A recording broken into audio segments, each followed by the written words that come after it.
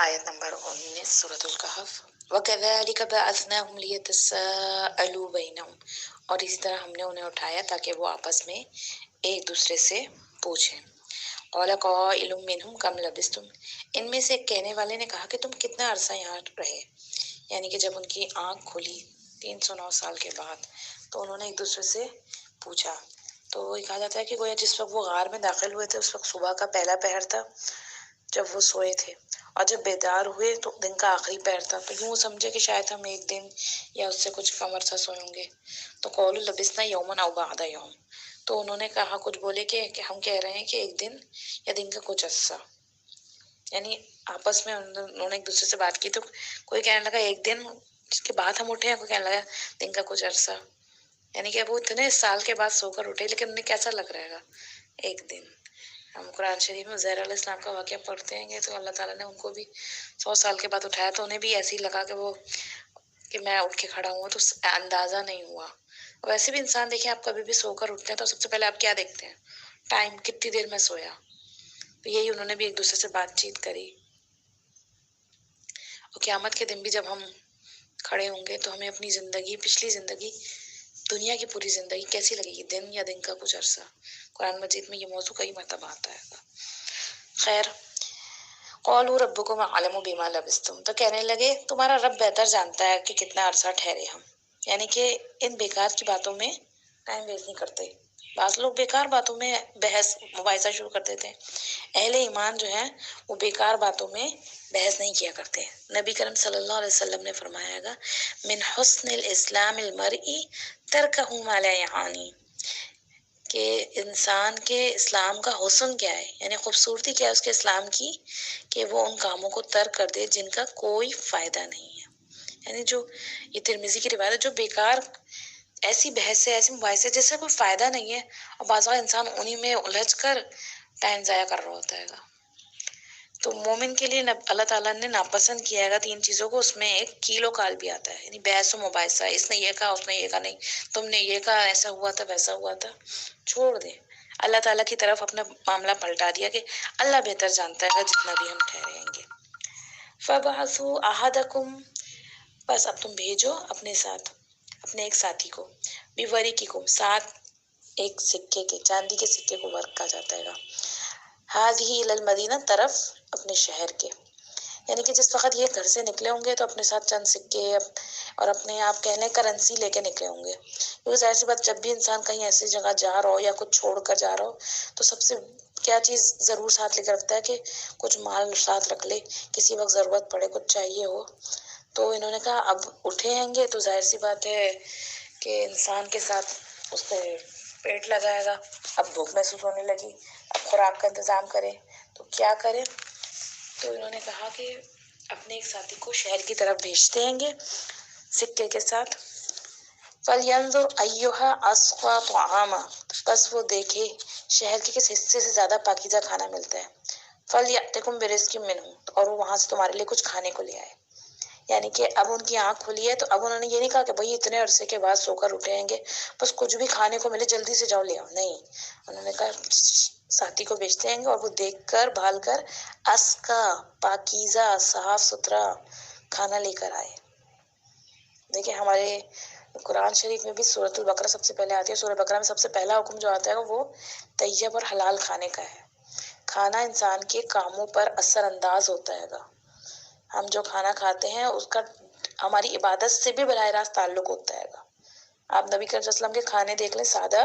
اور غذائیت والے کھانے تھے کہ آپ صلی اللہ علیہ وسلم جن کھانوں کو پسند فرمایا، کھجور ہے، جو کا دلیا اور شہد ہے، یہ کلونجی، یہ سب چیزیں جو ہیں انسان کی باڈی کو طاقت دیتی ہیں گی،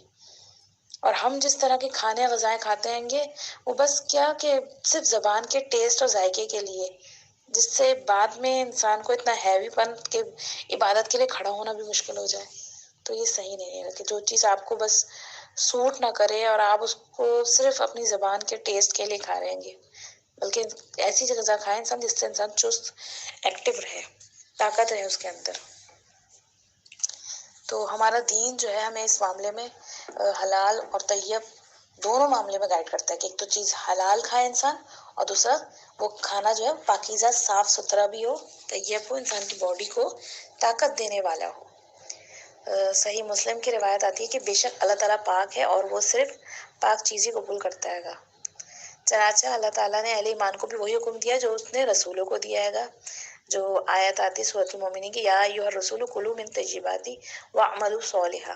کہ اے میرے رسولو پاکیزہ چیزیں کھاؤ اور اچھے عمل کرو۔ یعنی جب ہم پاکیزہ چیزیں کھاتے ہیں تو وہی ہم سے اچھے عمل ہو، ہمارا نیچر اس طرح کا بنے گا کہ ہم اچھے عمل کر سکیں گے۔ اور خراب اس طرح کے فوڈ کھائیں گے تو ظاہر سی بات ہے نیچر جو ہے گا نا وہ بھی ایسے ہو جائے گا۔ فاسٹ فوڈ کھائیں گے تو فاسٹ نیچر ہو جائے گا، فاسٹ غصہ جلدی جلدی آئے گا اور انسان جلد بازی میں سارے کام کرے گا، اور جلد بازی ویسے ہی شیطان کی طرف سے ہوتی ہے۔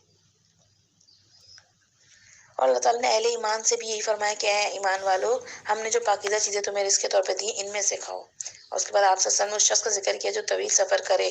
اور اس کے بال پراگندہ ہوں اور غبار آلود ہوں، اور وہ آسمان کی طرف ہاتھ اٹھا کر یا رب یا رب کہے، یعنی کہ حج کے سفر کی طرف اشارہ کیا گا کہ حج تک سفر کر کے وہاں پہنچے اللہ کے گھر پہ اور وہاں جا کے یا رب کہہ رہے گا، لیکن اس کی دعائیں قبول نہیں ہو رہی۔ مگر اس کی حالت یہ ہے کہ اس کا کھانا، اس کا پینا، اس کا لباس اور غذا ہر چیز حرام ہے، تو اس کی دعا کیسے قبول ہو؟ تو آج کل ویسے ہی ہم جس کنڈیشن میں سچویشن میں ہیں کرونا وائرس کی وجہ سے ہر کوئی دعائیں کر رہا ہے، تو اس چیز کی طرف بھی اپنی نظر دوڑائے کہ میں واقعی میں ہمارا کھانا پینا پاکیزہ حلال ہے، تاکہ ہماری دعائیں قبول بھی ہوں اللہ تعالیٰ کے ہاں۔ اب انہوں نے کہا کہ پاکیزہ کھانا لے کر آئے، وَلْيَتَلَطَّفْ، اور وہ نرمی کا معاملہ کرے، یعنی اللہ تعالیٰ کا نام بھی ہے لطیف، لطف و کرم کرنے والا، باریک بین، یعنی باریکی سے کام لینا، پلاننگ سے، خوش خلقی سے، نرمی سے کام لینا، سافٹنس سے، یعنی تم شہر کی طرف جا رہے ہو، ایسا نہ ہو شہر والوں کو ہماری اطلاع ہو جائے۔ ظاہر سی بات ہے وہ اتنے عرصے کے بعد اٹھ رہے تھے، لیکن ان کے لیے تو بس یہی بات تھی نا کہ ہم ایک دن کے بعد اٹھیں گے اور ہمارے شہر والے جو ہیں وہ ہماری تلاش میں ہوں گے کہ یہ لوگ کہاں چلے گئے۔ تو دشمن سے بچاؤ کے لیے سمجھداری سے کام لینا، یعنی جلد بازی نہ کرنا، سوچ سمجھ کے، کسی کو خبر بھی نہ ہو۔ تو اس سے کیا پتہ چل رہا ہے؟ مومن جو ہوتا ہے گا وہ سمجھدار ہوتا ہے گا، وہ بغیر پلاننگ کے کام نہیں کرتا ہے گا، بس منہ اٹھایا اور چل دیا، بلکہ سمجھداری سے سوچ سمجھ کے کام کرتا ہے۔ اور بعض وقت اسٹریٹجی اپنانا جو ہے وہ توکل کے خلاف نہیں ہوتا کہ نہیں ہم تو نکل کے جا رہے ہیں، اللہ پہ پورا توکل ہے، اللہ تعالیٰ ہمیں چھپا دے گا اور اللہ تعالیٰ ہماری کسی کو خبر نہیں ہونے دے گا۔ نہیں، آپ نبی کریم صلی اللہ علیہ وسلم کی زندگی دیکھیں، آپ صلی اللہ علیہ وسلم نے ہر دور میں ہر وقت میں مختلف اسٹریٹجی اپنائی۔ کہ آپ صلی اللہ علیہ وسلم جب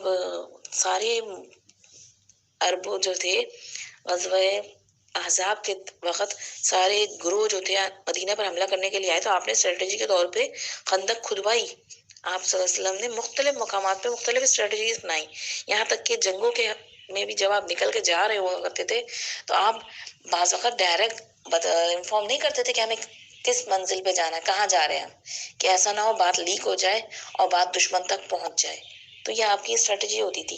تو مومن کا بھی کردار کیسا ہوتا ہے کہ وہ سمجھدار ہوتا ہے گا اور جلد بازی نہیں کرتا، بلکہ سوچ سمجھ کر کام کرتا ہے گا، اور نرمی کے ساتھ، سافٹنس کے ساتھ، پلاننگ کے ساتھ۔ وَلَا يُشْعِرَنَّ بِكُمْ أَحَدًا، اور وہ آگاہ نہ کر دے تمہارے بارے میں کسی کو، یعنی ایسا نہ ہو کہ وہ اس طرح کا حرکت کرے کوئی کہ جس سے ڈنڈورا پٹ جائے ہمارے بارے میں، تو بلکہ احتیاط کو سامنے مد نظر رکھتے ہوئے کام کرنا۔ انہم ان یظہروا علیکم یرجموکم، آیت نمبر 20 ہے کہ بے شک وہ اگر انہوں نے تم پر قابو پا لیا، اگر ان لوگوں نے تم پہ قابو پا لیا، یعنی شہر والوں نے، یرجموکم، وہ تمہیں رجم کر دیں گے، سنسار کر دیں گے، یعنی تمہیں قتل کر دیے جاؤ گے تم۔ وَأَوْ يُعِيدُوكُمْ فِي مِلَّتِهِمْ، یا تمہیں وہ واپس لے جائیں گے اپنے دین میں، ملت اپنے دین اپنے طریقے میں۔ وَلَن تُفْلِحُوا إِذًا أَبَدًا، اور پھر تم ہرگز فلاح نہیں پا سکو گے۔ یعنی اس وقت انہیں کیا فکر ہے کہ اگر ہم جس آخرت کی کامیابی کے لیے جتنی مشقتیں برداشت کر رہے ہیں گے، ہم سب کچھ چھوڑ کر آئے ہیں گے، اور اگر اہل شہر نے ہمیں مجبور کر کے پھر اپنے پرانے دین کی طرف لوٹا دیا تو ہمارا تو اصل مقصد ہی فوت ہو جائے گا، ہماری ساری محنت برباد ہو جائے گی، اور ہم نہ دین کے رہیں گے اور نہ ہی دنیا کے رہیں گے۔ تو اس وقت دیکھیں اپنی جان بچانے کی بھی ان کو فکر ہے ایسا نہیں مومن کے حوالے سے کہ مومن خودکشی کرنے کے لیے ہر بار نہیں بیٹھا رہتا تیار، کہ بلکہ اپنی جان کی حفاظت کرنا اس کی ذمہ داری ہے اللہ تعالیٰ کی طرف سے، اللہ یہ کہ اس کے سر پر کوئی ایسی چیز آ جائے تو وہ موت سے نہیں گھبرایا کرتا، لیکن اپنی جان کی فکر کرنا یہ انسان کی ذمہ داری ہے گی، اور ان کو اس بات کی بھی اس سے زیادہ فکر ہے گی کہ ایسا نہ ہو وہ ہمیں اپنے دین کی طرف پلٹا لے، تو پھر تو ہمارا سارا کیے دھرائے پہ پانی پڑ جائے گا۔ تو مومن کے لیے کسی طور پہ بھی جائز نہیں کہ وہ اپنی موت کو دعوت دے، جس وقت ضرورت ہوتی ہے گی تو اسے اپنی موت سے بچنے کے لیے ہر ممکن کوشش کرنی چاہیے۔ مطلب جیسے کہ انسان آج کا ماحول دیکھ لیں، ہم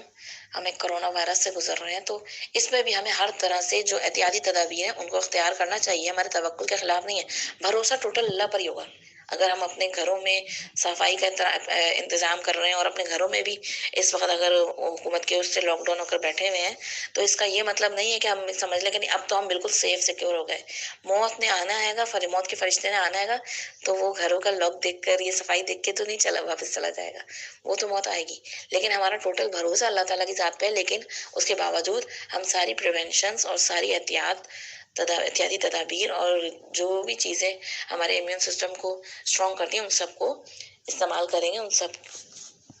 اسٹریٹجیز کو یوز کریں گے۔ یہ ہمارے توکل کے خلاف بات نہیں ہے، بلکہ یہ عین توکل ہے۔ نبی کریم صلی اللہ علیہ وسلم نے فرمایا نا کہ اونٹ کو باندھو اور پھر توکل کرو اللہ پر، ایسا نہیں کہ اونٹ کی رسی کھلی چھوڑ دو پھر توکل کرو، ایسا نہیں کہ اندھا دھند گاڑی چلاتے ہوئے جاؤ کہیں بھی گھسیڑ دو اور پھر اللہ پر توکل کرو کہ اللہ تعالیٰ کو بچانا ہوگا تو وہ بچا لے گا۔ کسی بزرگ کا قول ہے نا کہ ایک شخص تھا، اس نے کسی بزرگ سے کہا کہ آپ کو بڑا اللہ پہ توکل ہے تو آپ پہاڑ سے کود جائیں، تو انہوں نے کہا کہ میرا یہ کام نہیں ہے، اللہ تعالیٰ مجھے آزماتا ہے، میں اللہ کو کیوں آزماؤں گا؟ تو یہ اللہ تعالیٰ کو آزمانے والی بات نہیں ہے کہ ہم غلط کر رہے ہیں اور ہم کہیں کہ نہیں ہمارا رب ہمیں ضرور پروٹیکٹ کرے، نہیں، ہمیں اپنا کام کرنا ہے گا اور اللہ تعالیٰ نے اپنا فیصلہ صادر کرنا ہے گا۔ آیت نمبر 21، وَكَذَلِكَ عَثَرْنَا عَلَيْهِمْ، اسی طرح ہم نے مطلع کر دیا لوگوں کو ان پر، یعنی ان لوگ وہاں کے اس وقت کے لوگ تھے ان کو ان کے بارے میں اطلاع مل گئی۔ کس طرح؟ یعنی جس طرح ہم نے ان کو سلایا تھا اور جگایا، اسی طرح ہم نے ان لوگوں کو ان کے حال سے آگاہ بھی کر دیا۔ بعض روایت کے مطابق یہ آگاہی اس طرح ہوئی کہ جب اصحاب کہف کا ایک ساتھی چاندی کا وہ سکہ لے کے شہر گیا جو 300 سال قبل یعنی بادشاہ جو دقیانوس تھا اس کے زمانے کا تھا، اور وہ سکہ اس نے ایک دکاندار کو دیا، تو وہ حیران ہوا، اس نے ساتھ کی دکان والے کو دکھایا، وہ بھی دیکھ کر حیران ہوا ہوگا، جبکہ اصحاب کہف کا ساتھی کہتا تھا کہ میں تو اسی شہر کا باشندہ ہوں، یہیں کا شہری ہوں، کل ہی یہاں سے گیا ہوں، لیکن اس کل کو اب 3 صدیاں گزر چکی تھی۔ لوگ کس طرح اس کی بات مان لیتے؟ لوگوں کو شبہ گزرا کہ کہیں اس شخص کو کوئی مدفون خزانہ تو نہیں ملا۔ شدہ بات جو تھی وہ بادشاہ اور حاکم میں وقت تک پہنچ گئی، اور اس ساتھی کی مدد سے وہ غار تک پہنچے اور اصحاب کہف سے سب کی ملاقات ہوئی، اور اس کے بعد اللہ نے پھر انہیں وفات دے دی۔ تو اللہ تعالیٰ کہہ رہے ہیں کہ اسی طرح ہم نے ان کو لوگوں کو مطلع کر دیا ان پر، لِيَعْلَمُوا أَنَّ وَعْدَ اللَّهِ حَقٌّ، تاکہ وہ جان لیں کہ بے شک اللہ کا وعدہ سچا ہے، وَأَنَّ السَّاعَةَ لَا رَيْبَ فِيهَا، تاکہ وہ جان لیں کہ قیامت میں کوئی شک نہیں ہے۔ کہا جاتا ہے کہ جس وقت یہ لوگ جاگے ہیں اس وقت کا لوگوں کے درمیان ایک اس طرح کا ماحول چل رہا تھا، مسلمان تھے وہ اس دور کے لوگ، لیکن ان کے آخرت پر ایمان جو تھا ان کا کمزور ہو گیا تھا، اور اس وقت کا بادشاہ جو تھا وہ دعائیں کر رہا تھا کہ یار میں کیسے اپنی قوم کو سمجھاؤں، ان کا آخرت کا ایمان جو ہے، ایمان بالآخرت جو ہے وہ کمزور ہو گیا تھا۔ جب ایمان بالآخرت جب کمزور ہو جائے نا تو انسان کے اعمال جو ہیں گے وہ ایسے ڈھرے کے ڈھرے رہ جاتے ہیں، یعنی وہ آخرت کا جب ڈر ہوتا ہے انسان کو تو انسان برائیوں سے صحیح طور پہ بچتا ہے گا اور نیک اعمال کی طرف راغب ہوتا ہے گا۔ تو اس دور کے لوگوں میں بھی ایمان بالآخرت جو تھی وہ کمزور ہوتی جا رہی تھی، اور اس بات کی بادشاہ کو حاکم وقت کو فکر بھی تھی، وہ اللہ سے دعائیں بھی کر رہا تھا، اور اللہ تعالیٰ نے ان لوگوں کو اٹھا دیا کہ تاکہ اصحاب کہف کے اس واقعے سے لوگوں کو معلوم ہو جائے کہ قیامت کا وقوع ہونا اور موت کے بعد دوبارہ اٹھنا کا وعدہ اللہ کا سچا ہے، اور منکرین کے لیے اس واقعے میں اللہ کی قدرت کا ایک نمونہ موجود تھا، یعنی کہ جس طرح سے ان لوگوں کو اللہ تعالیٰ نے اتنے 100 سال کے بعد دوبارہ اٹھا لیا، سب نے دوبارہ مر کے دوبارہ اٹھنا ہے گا، اللہ تعالیٰ کے لیے کچھ مشکل نہیں ہے گا، اور ان لوگوں کا اٹھنا بھی دیکھیں لوگ دوسرے لوگوں کے لیے ہدایت کا ذریعہ بن گیا۔ جب بندہ اللہ کے لیے دیکھے نا کتنی بڑی قربانی کرتا ہے گا تو اللہ تعالیٰ اس کے اس کی پہلے تو پروٹیکشن فرمائی اللہ تعالیٰ، پھر اتنے عرصے تک ان کو سلانے کے بعد جب دوبارہ اٹھایا تو اس دور کے لوگوں کے لیے بھی ان کو ہدایت کا ذریعہ بنا دیا اللہ تعالیٰ نے۔ تو ہر بستی والا جان لے کہ قیامت کا وعدہ جو ہے وہ سچ ہے اور حق ہے اور ہو کر رہنا ہے گا۔ اذ یتنازعون بینہم امرہم، اور جب وہ لوگ آپس میں جھگڑ رہے تھے ان کے معاملے پر، یعنی کہ اس کے بعد اصحاب کہف تو اپنی غار میں پہلے ہی طرح سو گئے، یعنی ان کا انتقال ہو گیا، اللہ تعالیٰ نے ان کے اوپر حقیقی موت وارد کر دی، لیکن لوگوں کے درمیان اختلاف پیدا ہو گیا، وہ لڑنے لگے، جھگڑنے لگے کہ اب کیا کریں ان کے ساتھ۔ تو ابن عباس کی روایت میں آتا ہے کہ انہوں نے سوچا کہ ہم ان پہ عمارت بنا لیتے ہیں۔ فقالوا ابنوا علیہم بنیانا، چنانچہ کچھ لوگوں نے کہا کہ ان کے اوپر ایسا کرو، ایک عمارت تعمیر کر دو۔ یعنی لوگوں کا طریقہ ہوتا ہے نا کہ ایسا کرتے ہیں کہ اس میں کوئی کچھ بنا لیتے، کوئی نشانی بنا لیتے ہیں تاکہ یہ یادگار رہے۔ ربہم اعلم بہم، اللہ ہی رب ہی ان کے بارے میں بہتر جاننے والا ہے گا ان کا معاملے کو۔ قال الذین غلبوا علی امرہم لنتخذن علیہم مسجدا، جو لوگ غالب آئے تھے اپنی رائے کے اعتبار سے، یعنی کہ جو لوگ جیت گئے یا جن کی زیادہ لوگوں کی رائے کیا تھی کہ جو بڑھ گئے آگے، انہوں نے کہا کہ ہم تو ان کی غار پر ایک مسجد بنائیں گے، اور اس طریقے سے ان لوگوں نے اس پہ مسجد بنا دی۔ اور یہاں سے ایک بات یاد رکھیں کہ نبی کریم صلی اللہ علیہ وسلم نے قبر پر مسجد بنانے سے ہمیں منع فرمایا گا۔ آپ سے فرمایا تم سے پہلے کے لوگوں نے بھی اپنے نبیوں کی قبروں کو مسجد بنا لیا، خبردار میں تم کو اس سے منع کرتا ہوں۔ یعنی آپ صلی اللہ علیہ وسلم نے منع فرمایا کہ ایسی بات قبر پہ نماز نہیں ہوتی، ساری زمین نبی صلی اللہ علیہ وسلم نے فرمایا کہ سجدہ گاہ ہے ہمارے لیے، ہمارا نماز پڑھتے سوائے قبرستان اور حمام کے، حمام یعنی واش رومز، اور پکی قبریں بنانے سے بھی آپ صلی اللہ علیہ وسلم نے منع فرمایا گا، کیونکہ دیکھیں قبر جو ہے نا وہ عبرت کی جگہ ہے، تو قبریں ایسی نہیں بنانی چاہیے ایسی خوبصورت حسین کہ وہاں جا کر انسان کو دیکھ کر عبرت حاصل ہو، اپنی آخرت کی یاد آئے کہ ہم نے لوٹ کر یہاں آنا ہے گا، تو تاکہ انسان کا دل دنیا سے بھی ہٹے، یعنی قبروں کو بھی اتنا حسینہ خوبصورت بنا لینا کہ وہاں جا کر بھی انسان کا دل مزید دنیا کی زینت اور رونق میں لگنے لگے، تو یہ نامناسب چیز ہے۔